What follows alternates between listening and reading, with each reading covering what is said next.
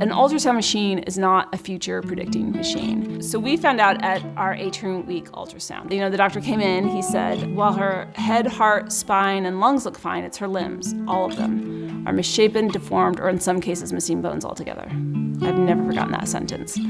He gave us one really small slice of information about her. If it had been really accurate, it would have been something like, looks like she's gonna have a wicked sense of humor, and she's gonna be just as smart as a whip, and she's gonna be such a delight to parent, like, congratulations. And that's the one thing I would just hope parents can know. It's like, I think it's okay to be scared and nervous, but also just realize this is just one piece of who your child is. Right.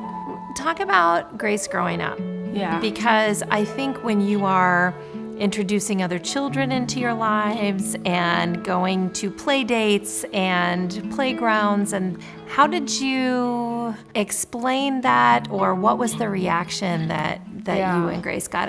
I've often said that the social aspect of having a child with disability was the hardest part.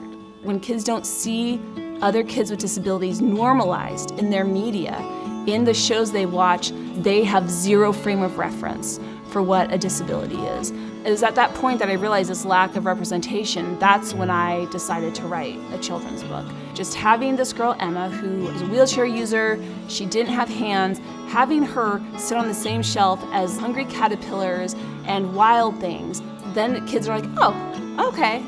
You made a decision pretty early on that there were going to be no limits for Grace. I really feel like that was Grace.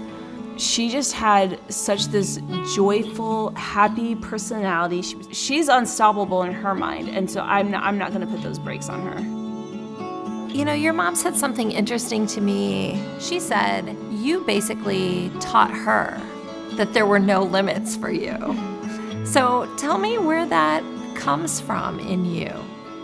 When I was younger, I just never realized I wouldn't be able to do something, and I just always thought if I was like every other kid, just a little different, and that if I wanted to do something, I could do it. I just have to do it a little differently. I have had a lot of things that I wanted to do.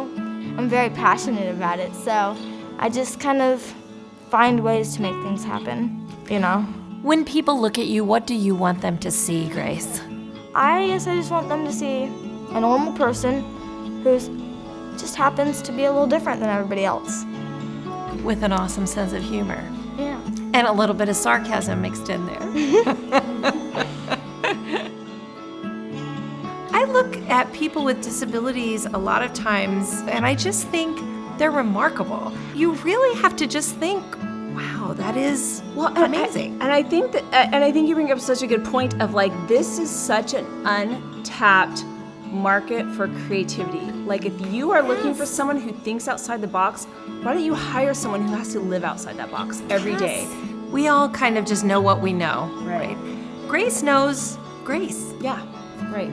She doesn't know what is missing. She just knows what is possible and what is there, right? Exactly. So it's kind of on us to flip that coin over and see things a different way.